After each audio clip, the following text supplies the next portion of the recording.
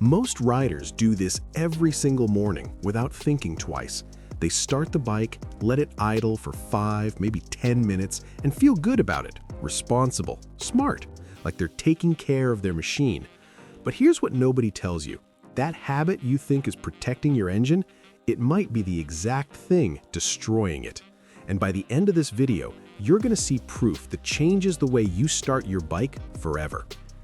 Before we get into that, I need you to understand something about your engine that most riders never learn. And once you hear it, the warming up mistake will make complete sense. Your engine has one deadly enemy, not heat, not even wear. It's something called cold oil starvation, and it happens in the first 30 seconds of every single startup. Here's what's going on inside your engine right now. When your bike sits overnight, all the oil drains down into the sump. The upper engine components, your camshafts, your valve train, your cylinder walls, they're sitting completely dry. No oil film, nothing protecting the metal surfaces. The moment you hit that starter, those dry metal parts begin moving against each other, and oil takes anywhere from 5 to 15 seconds to fully circulate back up. That window, those first few seconds, is when the most wear happens on your entire engine, more wear than the next 100 kilometers of riding. Now here's where it gets interesting, and this is the part most people get completely wrong. You'd think that idling for a long time would solve this problem, right? Let it sit, let the oil circulate, let everything warm up nice and slow. Logical, reasonable, and almost completely wrong. Here's why. When your engine idles for a long time in cold conditions, your fuel system does something that slowly wrecks your engine from the inside. Modern fuel-injected bikes and even many carbureted bikes run a richer fuel mixture when cold. More fuel, less air. That extra fuel doesn't fully combust, and where does it go? It washes down your cylinder walls. It strips away the oil film protecting your pistons and rings. Every minute of long, cold idling is like taking sandpaper to the inside of your engine. There's more, and this next part is what mechanics genuinely don't talk about at the service counter. Cold idling also doesn't actually warm up the parts that need it most. Your gearbox, your clutch plates, your wheel bearings, none of these warm up from idling. Only actual riding under light load does that. So you're sitting there for 10 minutes thinking the whole bike is warming up, but you're wrong. You've only warmed up half the machine while slowly damaging the other half. Now, before I tell you exactly what to do instead, I want to address the one thing you're probably thinking right now. What about older bikes? Surely older carbureted engines need longer warm-up time. Here's the truth.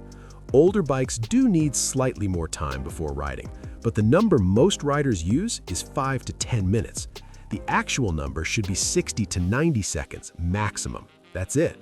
After 90 seconds on a carbureted bike, your oil has circulated, your fast idle has begun dropping, and your engine is ready for gentle riding. Sitting beyond that point gives you zero extra benefit and starts the fuel wash damage we just talked about. And here's something that's going to surprise you even more. The temperature your engine needs to reach before it's truly warmed up, it cannot be reached through idling alone, ever, no matter how long you sit there. Your engine reaches full operating temperature only when coolant or air is flowing properly, and that only happens when the bike is moving. This means every rider who idles for 10 minutes thinking the engine is warm is riding away on an engine that is still partially cold and now has fuel wash cylinder walls on top of that. So what's actually happening inside an engine that gets warmed up the wrong way over years and years? Mechanics who've opened up high-mileage engines tell the same story repeatedly. Engines that were long idled regularly show scoring on cylinder walls earlier than expected. They show worn camshaft lobes. They show rings that have lost their tension prematurely. The owner always says the same thing: I always warmed it up properly. But proper warm-up and long idling are two completely different things that most riders never separate in their minds. Now here's the correct method, and it's simpler than anything you've been doing. Step 1. The moment you start your bike, let it idle for 30 to 60 seconds. Not 5 minutes, not 10. 30 to 60 seconds. That's enough time for oil pressure to build and reach the upper engine components. That's all you need. Step 2, ride away, but gently. Keep your RPMs low. Stay under half throttle, avoid hard acceleration, avoid high gear at low speed. This is the warm-up phase. The engine warms up infinitely faster under light load than it does sitting still. And every component, gearbox, clutch, bearings, they all come up to temperature together the right way.